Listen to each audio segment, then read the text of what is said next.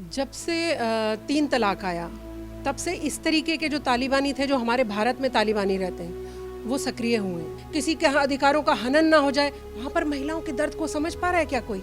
छोटी सी बच्ची को घसीटते हुए लेकर जा रहे हैं और वो उसके साथ क्या करेंगे शायद आपको मुझे बताने की जरूरत नहीं। रोंगटे खड़े होते हैं हमारे। वो उन महिलाओं के साथ क्या करेंगे आज आप और हमें मूक दर्शक बन के देखने की जरूरत नहीं है। क्या एक भारत ही हमेशा उस तरीके के दिल वाला रहेगा, सॉफ्ट काइंड, हर एक के लिए सोचने वाला, जो यहाँ मुसलमानों का नाम लेकर मुसलमानों को भी बदनाम कर रहे हैं और हमारे देश को भी कमजोर करने का काम कर रहे हैं? ये सरकार को अच्छी तरीके से जांच करनी चाहिए। कहीं पीछे शादाब चौधरी तो नहीं, कहीं पीछे मनोवर राणा तो नहीं। ये भारत ही है जो सबको सर पे बिठाए रखता है इतनी बकवास करने पर भी। जितनी भी इस्लामिक कंट्रीज हैं जहां मुसलमान ही मुसलमान रहते हैं, वहां पर एक शब्द जरा कहकर दिखाएं इस तरीके का। कोई भी जो दुश्मन है वो किसी भी तरह से हमारे देश में भी तो आ सकता है। और फिर मुसलमानों को मुस्लिम कंट्रीज क्यों नहीं लेती हैं? जब सीए की बात हुई थी, पाकिस्तान ने हाथ खड़े कर दिए थे, मैं एक भी मुसलमान को नहीं लूंगा। सारा ठेका भारत ने ले रखा है। इसी देश में आप इसी देश की रोटी खा के छाती चौड़ी करके घूमकर हमें गुर्रा कर दिखाते हो। किसी के बाप का हिंदुस्तान थोड़ा, हिंदुस्तान तो सच में किसी के बाप का नहीं है। हिंदुस्तान तो हिंदुस्तान ही है। पढ़ा लिखा मुसलमान के दिमाग में भी क्या भर रहे हैं आप बताइए? इस तरीके की चीजें सुनकर मुसलमान डरा हुआ है, उत्तर प्रदेश छोड़ के भागना चाहता है। क्यों छोड़ के भागना चाहता है? मुसलमानों की प्रॉब्लम ये गलत बात के साथ खड़े रहते हैं। अगर मुसलमान कोई गलत बात करता है, गलत काम करता है, ये तब भी ये नहीं कहते आप गलत काम कर रहे हैं। मैं कह रही हूँ अपने देश की जमीन को नमन करने में किसको प्रॉब्लम है? वो कहकर गए जिस सरजमी पे रहते हो, जिस सरजमी का खाते हो, उसके कानून को फॉलो करो। मैं मुसलमान हूँ, लड़की हूँ, मुझे कोई डर नहीं लगता देश में। और मैं बहुत सारे ऐसे मुस्लिम भाई देखिए नहीं डरते हैं देश में, कहते हैं वाह और अच्छा लग रहा है। हमें दूसरों के लिए भी तो अच्छा सोचना पड़ेगा, हमें देश के लिए भी तो अपनी जान लुटानी पड़ेगी। उस टाइम की बात लेके बैठ जाते हैं हमारे पूर्वजों ने। अरे उन्हीं से शर्म कर लीजिए थोड़ी कि पूर्वजों ने तो जान दी थी, आप क्या कर रहे हो? आप आतंकवादियों के साथ खड़े हो रहे हो। इन चंद छुट्टे मुसलमानों की वजह से पूरी मुस्लिम कम्युनिटी बदनाम हो रही है। शर्म आनी चाहिए इन सब लोगों को। नमस्कार, मैं हूं केशव मालान और आज हमारे साथ मौजूद हैं खास बातचीत करने के लिए तालिबान के मुद्दे को लेकर के जो हिंदुस्तान के अंदर चल रहा है। हमारा अखंड भारत की राष्ट्रीय अध्यक्ष शबनम खान जी, बहुत बहुत स्वागत है आपका खबर इंडिया चैनल पर। बहुत शुक्रिया आपका। लंबे समय बाद बातचीत हो रही है आपसे, लेकिन बातचीत एक बड़ा गंभीर विषय है अफगानिस्तान में तालिबान। लेकिन जो हिंदुस्तान में तालिबानी सोच है वो ये अचानक पैदा हुई है या फिर मौका नहीं मिला था इस तरह बात करने का या बोलने का? केशव भाई, जब से 3 तलाक आया तब से इस तरीके के जो तालिबानी थे, जो हमारे भारत में तालिबानी रहते हैं, वो सक्रिय हुए। सक्रिय तो वो पहले थे लेकिन स्लीपर सेल की तरह सक्रिय थे। लेकिन उनको हमने साक्षात जब दर्शन किए जब 3 तलाक आया है, तो वो जो अफ़गानिस्तान में तालिबानी आए हैं उनका तो अलग इशू है। और हम सब बहुत दुखी हैं उस बात से कि किस तरह से हथियारों के बल पर किसी की सत्ता पर काबिज हो जाना। और मेरे को दुख होता है इस बात का कि टेररिस्ट की तरह जो काम कर रहे हैं, जो दूसरे देशों में आतंक फैलाने का काम करते हैं, आज आप और हम सब मूक दर्शक बन के पूरी दुनिया को देख रही हूँ। 60 कंट्री उनके आगे हाथ जोड़ रही हैं कि हमारे लोगों को भेज दीजिए। मीन्स आपकी वो ह्यूमन राइट कमीशंस जो आप अपने अपने देशों में बनाए रखते हैं, वेयर इज़ यूनाइटेड नेशन? कहाँ है यूनाइटेड नेशन जो हमेशा बड़े दुख की बात बताता है कि अरे किसी के अधिकारों का हनन ना हो जाए? वहाँ पर महिलाओं के दर्द को समझ पा रहा है क्या कोई? क्या किसी को समझ आ रहा है कि वहाँ पर जो महिलाएं हैं उनके साथ कितना शोषण हो रहा है? छोटी सी बच्ची को घसीटते हुए लेकर जा रहे हैं और वो उसके साथ क्या करेंगे शायद आपको मुझे बताने की ज़रूरत नहीं है। रोंगटे खड़े होते हैं हमारे। दर्द से मतलब दिल भर जाता है जो हम दूर से देखने वाले हैं उनका।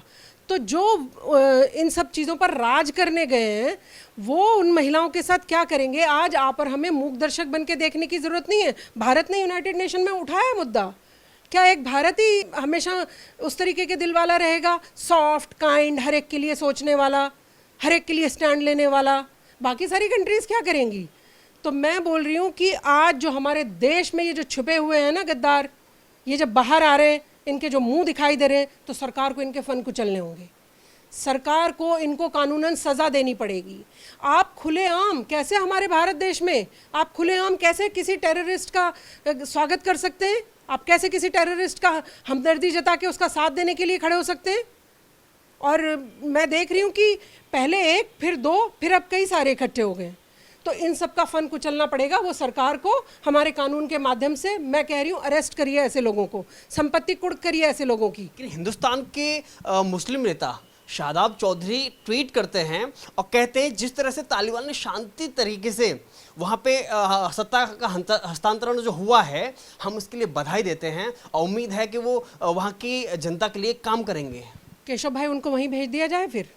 उस शांतिपूर्ण, जो अभी यहाँ पर हम शांतिपूर्ण देख रहे हैं, अगर वो उनको शांतिपूर्ण लगता है ना, तो मुझे लगता है कि टिकट का सारा खर्चा मैं उठाऊंगी। जितने भी मुस्लिम नेता वहाँ का पक्ष ले रहे हैं या जितने भी मुस्लिम लोग वहाँ का पक्ष ले रहे हैं, आप उनको मेरी तरफ से कहिए, मैं उनके टिकट का खर्च उठाऊंगी, छुड़वाएंगे, वहाँ पर रहकर दिखाएंगे। वो आधा घंटा भी वहाँ पर टिक पाएंगे?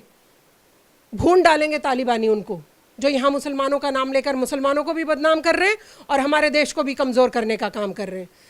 मेरी तरफ से आप उनको पूछिए कि मैं देश की मुस्लिम महिला पूछ रही हूँ उनसे कि अगर मुसलमान हो तो भारत की जय जयकार लगाओ, आतंकियों की जय जयकार लगाते हो, इसका मतलब पीछे जो जितनी भी हमारे देश में आतंकी घटनाएं घटी हैं, कहीं ना कहीं ये स्लीपर सेल उनकी कुछ ना कुछ सहयोग करके कुछ काम कर रहे थे उनके लिए। कौन है, कैसे आ जाते हैं वो हमारे देश में, कौन करता है उनकी मदद? ये सरकार को अच्छी तरीके से जांच करनी चाहिए। कहीं पीछे शादाब चौधरी तो नहीं, कहीं पीछे मुनव्वर राणा तो नहीं। और एक बार आपको याद हो कि मुलायम सिंह यादव जी को, जो उन्हीं की पार्टी के नेता थे, उन्होंने जैसी पार्टी छोड़ी उन्होंने बताया था कि आतंकवादी देश में मुलायम के घर में छिप कर रहते हैं। याद करिए आप, वो झूठ तो नहीं बोल रहे होंगे, कुछ तो 1% सच्चाई होगी। क्या इन सब नेताओं की जांच होगी? मैं सरकार से कह रही हूँ, बिना डरे सबकी जांच करिए। सबसे बड़ी बात है कि आपने मुनव्वर राणा का नाम लिया। शुरुआत होती है कि अगर यूपी के सीएम दोबारा योगी आदित्यनाथ बनते हैं तो मैं यूपी छोड़ दूंगा। उसके बाद कहते हैं कि जनसंख्या नीति का विरोध करते हैं खुल करके कि नहीं, बच्चे तो ज़्यादा होने चाहिए, 7-8 बच्चे होने चाहिए। उसके बाद फिर ये कहते हैं कि जिस तरह से हिंदुस्तान के अंदर आज़ादी की लड़ाई लड़ी गई थी, उसी तरीके से तालिबानियों ने अपने अफगान को आज़ाद कराने के लिए लड़ाई लड़ी है। तो फिर आप अफगानियों के साथ क्यों नहीं गए थे? अगर आपको बड़ी उनकी तालिबानियों की लड़ाई लग रही थी कि आज़ादी की लड़ाई लड़ रहे हैं, तो सारे यहाँ के पहुँच जाते, लिखते शायरी ज़रा उनके लिए। एक थप्पड़ में तालिबानी ठीक कर देंगे। अगर इस तरीके से, ये भारत ही है जो सबको सर पे बिठाए रखता है इतनी बकवास करने पर भी। मैं आपको बता रही हूँ केशव भाई, ये भारत है जिसको असहिष्णु बताते हैं ना, वो इतना सहिष्णु है कि उनकी ये बकवास भी सुन रहा है। इतने सहिष्णु हैं हम। और किसी कंट्री में ज़रा कहकर दिखाएं इस तरीके की बात। जितनी भी इस्लामिक कंट्रीज़ हैं जहां मुसलमान ही मुसलमान रहते हैं, वहां पर एक शब्द ज़रा कहकर दिखाएं इस तरीके का। बड़ी बात है कि अगर अफगानिस्तान से कोई भी अफगानी व्यक्ति आता है जान बचाने के लिए, तो हिंदुस्तान में आता है, वो कहता है मैं सुरक्षित हूँ हिंदुस्तान में आकर के। लेकिन ये लोग कहते हैं कि हमें हिंदुस्तान में डर लग रहा है, क्योंकि दूसरी कंट्रीज़ वालों को पता है कि जो वहाँ का व्यक्ति आएगा, जो तालिबानी आएगा, हमें नहीं पता कि वो अफगानी आ रहा है कि तालिबानी आ रहा है। हमें वो भी तो देखना पड़ेगा ना। क्या पता वो तालिबानी आ जाए अफगानी के रूप में। आप और हम कैसे जांच कर पाएंगे? कोई भी जो दुश्मन है वो किसी भी तरह से हमारे देश में भी तो आ सकता है। और फिर मुसलमानों को मुस्लिम कंट्रीज़ क्यों नहीं लेती हैं? मैं पूछ रही हूँ आपके माध्यम से, खबर इंडिया के माध्यम से, कि मुझे बताइए कि मुसलमान को पाकिस्तान तक लेने को तैयार नहीं है। जब सीए की बात हुई थी, पाकिस्तान ने हाथ खड़े कर दिए थे, मैं एक भी मुसलमान को नहीं लूँगा। सारा ठेका भारत ने ले रखा है। इसी देश में आप इसी देश की रोटी खा के, छाती चौड़ी करके घूमकर हमें गुर्रा कर दिखाते हो, हमें ही बताते हो। शायरी भी आप वाली लिखते हो जो भारत के खिलाफ हो। शायरी भी मुनव्वर राणा की आप देख लीजिए, बहुत टाइम से देख रही हूँ मैं। किसी के बाप का हिंदुस्तान थोड़ी, हिंदुस्तान तो सच में किसी के बाप का नहीं है, हिंदुस्तान तो हिंदुस्तान ही है। आप यहीं देश की रोटी खा के, मुसलमान चौड़े में रह के, पूरे आपके नेशनल टेलीविजन के आपके सबके माध्यम से कुछ भी बोल देते हैं। कभी आपने सजा होते देखा इन लोगों को? इनको अरेस्ट होते देखा है आपने? मैं कह रही हूँ कानून अपना काम करे। कोई भी मुसलमान या कोई भी कोई 3-5 करता है हमारे देश के खिलाफ, डालिए जेल में, वरना ये भविष्य में हमें नुकसान देगा। मैं आपको कह रही हूँ, भविष्य ये हमारे युवाओं को बिगाड़ रहे हैं, ये हमारे युवाओं की दिशा और दशा बिगाड़ रहे हैं। पढ़ा लिखा मुसलमान के दिमाग में भी क्या भर रहे हैं? आप बताइए। इस तरीके की चीज़ें सुनकर मुसलमान डरा हुआ है, उत्तर प्रदेश छोड़ के भागना चाहता है। क्यों छोड़ के भागना चाहता है? योगी जी से सिर्फ अपराधी डर के भागना चाहते हैं। कौन भागना चाहता है? आप बताइए। कौन तख्ती लेके खड़ा था मुझे जेल में डाल दीजिए, मेरा एनकाउंटर ना हो जाए? कौन था वो? अपराधी था कि नहीं था? अपराधी डर रहा है अगर एक मुख्यमंत्री से, तो सारे मुसलमानों को भी प्राउड फील करना चाहिए। मुसलमानों की प्रॉब्लम ये है, गलत बात के साथ खड़े रहते हैं। अगर मुसलमान कोई गलत बात करता है, गलत काम करता है, ये तब भी ये नहीं कहते आप गलत काम कर रहे हैं। तो क्या मुनव्वर राना भी डरे हुए हैं? वो कहते हैं कि दोबारा सीएम बन गए योगी तो मैं यूपी छोड़ दूंगा। कहाँ जाएंगे? अफगानिस्तान जाएंगे? वो मुल्ला टीवी डिबेट में सीधा प्रधानमंत्री को गाली बकता है, लाइव टेलीविजन में लाइव बदतमीजी करता है, देश के खिलाफ कुछ भी बोल देता है, कहता है मैं जनगण मन पे खड़ा नहीं होऊंगा। वो डरा हुआ है। डरे हुए लगते हैं आपको ये मुसलमान या ये मुल्ला या ये इस तरीके के लोग, मुनव्वर राणा छाप टाइप लोग? पूछना चाहिए जरा इनसे। अगर डरे हुए हो तो कहाँ जाना चाहते हो बता दो, उसी कंट्री में छोड़ आएंगे। शफीकुर रहमान का भी बयान आता है, वो भी जो वंदे मातरम का विरोध करते थे, वंदे मातरम नहीं गाते थे या गाने में तकलीफ होती थी, वो आज वो भी तालिबानियों को समर्थन। मैं कह रही हूँ अपने देश की ज़मीन को नमन करने में किसको प्रॉब्लम है? कहाँ लिखा है कुरान शरीफ में कि आप देश की ज़मीन को? हमारे हुजूर प्रोफेट मोहम्मद, जिन्हें आप जानते हैं, प्रोफेट मोहम्मद क्या कह कर गए हैं? उनका क्यों नहीं ये इस्लाम मानते हैं? वो कह कर गए जिस सरजमी पे रहते हो, जिस सरजमी का खाते हो, उसके कानून को फॉलो करो। ये कहाँ है? कौन सा इस्लाम पढ़कर आए ये? तालिबानियों का इस्लाम? आतंकवादियों का इस्लाम?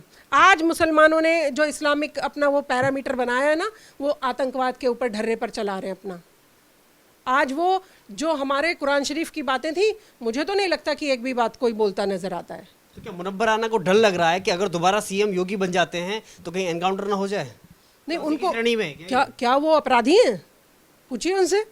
चलिए यहाँ पर मैं चल के पूछते हैं। आप ही ने कहा कि डर उनको लग रहा है जो बदमाश हैं, गुंडा है। वही पूछ रही हूँ कि क्या वो उस तरीके के कुख्यात गुंडे हैं जो उन्हें डर लग रहा है? हमें देखिए, मैं मुसलमान हूँ, लड़की हूँ, मुझे कोई डर नहीं लगता देश में। और मैं बहुत सारे ऐसे मुस्लिम भाई देखिए नहीं डरते हैं देश में, कहते हैं वाह और अच्छा लग रहा है, कुछ नया, कुछ इतिहास के बारे में जानकारी मिल रही है। एक इतिहास जो हमें पढ़ाया गया था, तिरंगे झंडे का हरा कलर, सैफरन कहाँ था? आज आप पर हम सैफरन को भी जान पा रहे हैं। आज आप पर हम ये भी जान पा रहे हैं कि हमारा जो ऐतिहासिक जो हमारे राजे महाराजे थे कितने शूरवीर थे। क्या आगरा का ताजमहल बस इतना ही पढ़ा? एक से एक मंदिर है साउथ में, जाकर देखिए। आज तक कभी नाम सुना था आपने? किस किस तरीके से भव्य बने हुए कभी सुने थे आपने? अगर हम अपने धर्म का आदर करवाना चाहते हैं ना, हमें दूसरों के धर्मों का भी तो आदर करना पड़ेगा। हमें दूसरों के लिए भी तो अच्छा सोचना पड़ेगा। हमें देश के लिए भी तो अपनी जान लुटानी पड़ेगी। उस टाइम की बात लेके बैठ जाते हैं हमारे पूर्वजों ने। अरे उन्हीं से शर्म कर लीजिए थोड़ी कि पूर्वजों ने तो जान दी थी, आप क्या कर रहे हो? आप आतंकवादियों के साथ खड़े हो रहे हो। यह है आपका मुसलमानगिरी, यह है आपकी मुस्लिम नेतागिरी।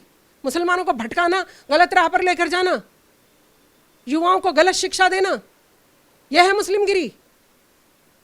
इन चंद छुट्टे मुसलमानों की वजह से पूरी मुस्लिम कम्युनिटी बदनाम हो रही है। शर्म आनी चाहिए इन सब लोगों को। तो बहुत बहुत धन्यवाद। बहुत बड़ा मैसेज है मैम का कि अगर तालिबानी प्रेमी हिंदुस्तान में बैठ करके कुछ भी तालिबान का राग अलाप रहा है तो उसकी टिकट का खर्चा मैम की ओर से होगा। उसको अफगानिस्तान जाकर के देखना चाहिए कि महिलाओं के साथ में क्या अत्याचार हो रहे हैं। धन्यवाद।